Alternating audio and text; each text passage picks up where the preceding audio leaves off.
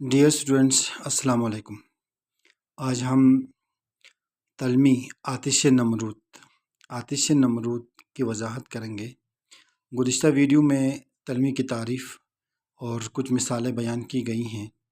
آج کی اس ویڈیو میں ہم آتش نمرود کی وضاحت کریں گے۔ حضرت ابراہیم علیہ السلام کی پوری قوم بت پرست تھی۔ نمرود کو خدائی صفات کا مظہر سمجھا جاتا تھا۔ حضرت ابراہیم علیہ السلام نے احکام خداوندی کے مطابق اپنی قوم کو راہ راست پر لانے کی کوشش کی۔ لوگ آپ کے جانی دشمن ہو گئے۔ جھوٹے خداؤں کو برا کہنے کی پاداش میں حضرت ابراہیم علیہ السلام کو آگ میں پھینکوانے کا پروگرام بنوایا۔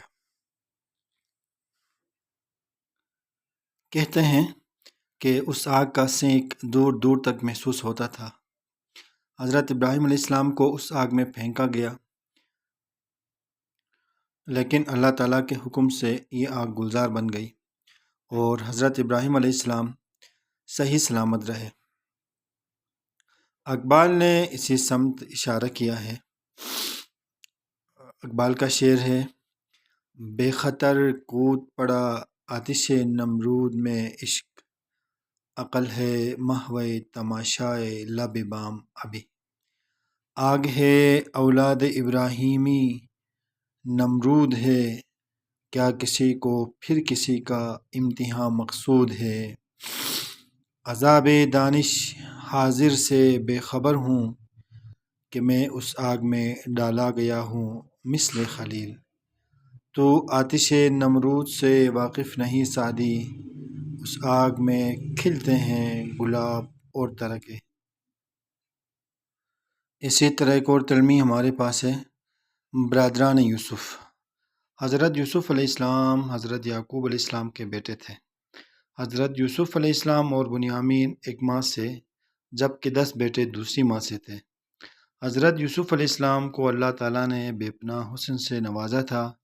حسن صورت اور حسن سیرت کی بدولت حضرت یعقوب علیہ السلام ان سے بے پناہ محبت کرتے تھے۔ آپ کے سوتیلے بھائی آپ سے حسد کرتے تھے۔ انہوں نے ایک دن سازش کر کے حضرت یوسف علیہ السلام کو ایک اندھے کنویں میں پھینک دیا۔ حضرت یعقوب علیہ السلام سے گھر آ کر کہا کہ یوسف کو بھیڑیا کھا گیا ہے۔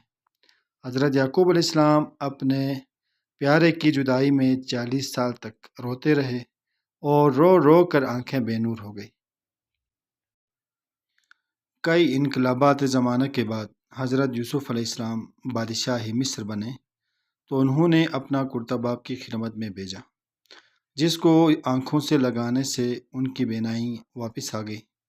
بعد ازاں حضرت یوسف علیہ السلام بھی اپنے والد حضرت یعقوب سے جا ملے۔ چاہے یوسف چاہے کنا، حسن یوسف پیراہن یوسف، گریہ یعقوب اور بیت الحزن، زلیخا، عزیز مصر، بازار مصر، سب تلمیحات اسی کی طرف اشارہ ہیں۔ آ رہی ہے اچھا ابھی اس میں چاہے یوسف پیچھے برادران یوسف ایک تلمی اس کا ذکر کیا تھا۔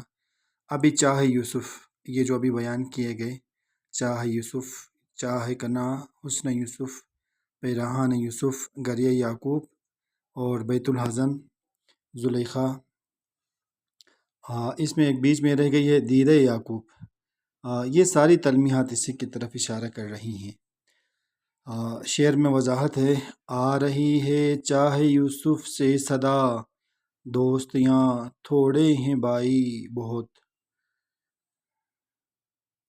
حسن یوسف دیکھ کر یوں تو کٹی تھی انگلیاں، جان دی لاکھوں نے میرے دلبر کے سامنے۔ غیرت یوسف ہے یہ وقت عزیز، میر اس کو رائیگاں کھوتا ہے کیا؟ ہر ایک قدم یا مجلس غم، ہر تازہ ستم ایک مصر علم۔ اس حال میں پوچھیں کس سے یہ ہم، غم دیدہ کنا کس سے ہے؟